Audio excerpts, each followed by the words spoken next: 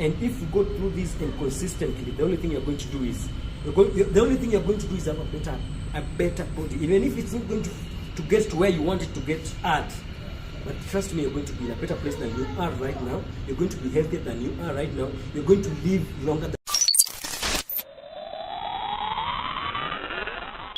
This is Just Beast. I'm your trainer, Jasper Bravo. And you're welcome to this. Now, today I'm going to tell you about the habits. Those habits that you just need for you to, if you are somebody who's overweight, you need to have that aesthetic body. Those are habits which are stopping you. Those habits that are stopping you from having that body. And those habits that are maybe you need to adopt for you to have that body. And habit number one is you're over measuring yourself. You're always on the scale. Stop being on the scale. Just standing on that scale all the time and measuring how much you weigh is not the reality of how healthy you are, how good you're looking. Chances are that the weight the scale may be showing you your body weight, and your body weight includes the water weight, the glycogen, the amount of, maybe you have very long hair, maybe you're full, and all that. So don't consider so much scale.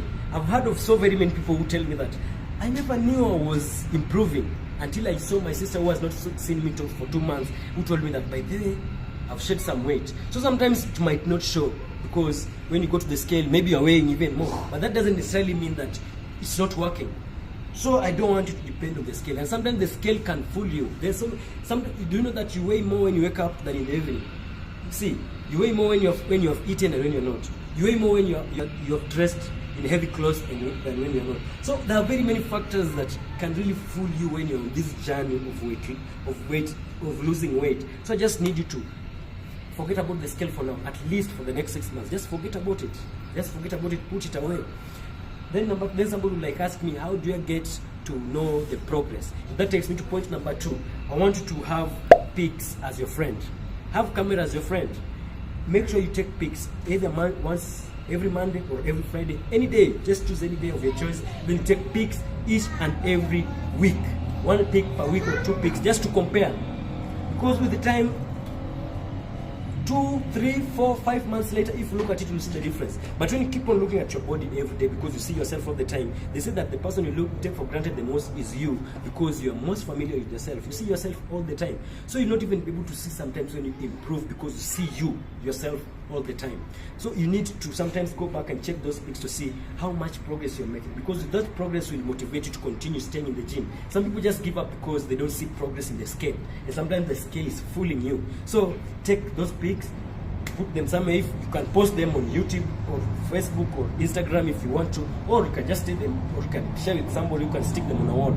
Do whatever you want, but just make sure you always go back having those pics to show you your progress and how far you are going. Things that I need you to have if you really want to lose that weight and have a aesthetic body is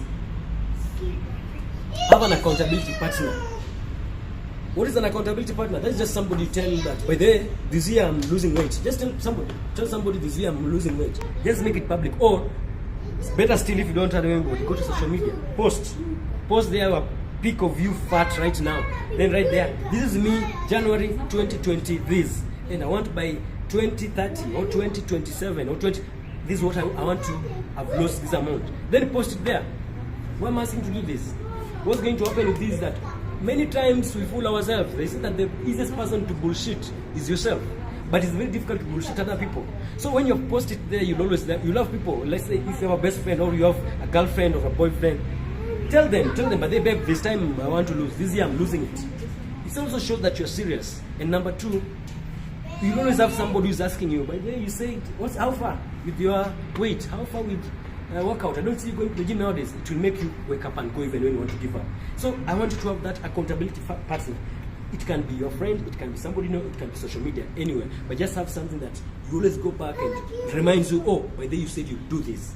You said you are going to do this. So do that. Then number 3 habit is feel comfortable being uncomfortable. Feel comfortable being uncomfortable. Because this journey you're getting into is not an easy journey. That's why majority of people don't have it. That's why majority of people are either super skinny or overweight. Why is it that? Because it's not easy being in this sweet spot where we want to be at. So I want you to be okay with being uncomfortable. Be comfortable with being uncomfortable.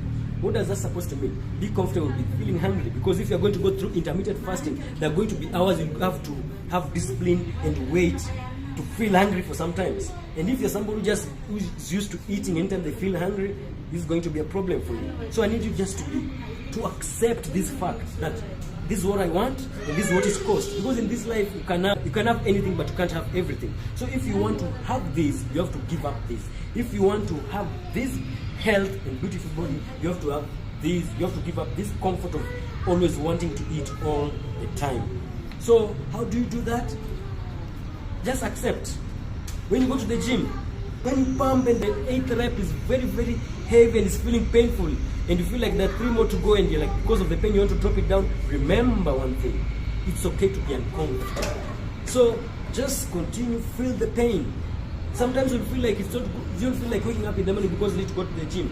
But you need to forget this. It's not about comfort. It's not about comfort. It's about doing what is right, getting what you want. And how do you do that? You do that by accepting being uncomfortable, accepting pain, accepting difficulty, accepting challenges. And if you go through this and consistently, the only thing you're going to do is have a better body. Even if it's not going to get to where you want it to get at, but trust me, you're going to be in a better place than you are right now. You're going to be healthier than you are right now. You're going to live longer than you would have otherwise if you didn't go through this journey with me. So don't care so much about people who will be telling that you work out but you're not seeing the change. It's okay. You're better than them if you're working out.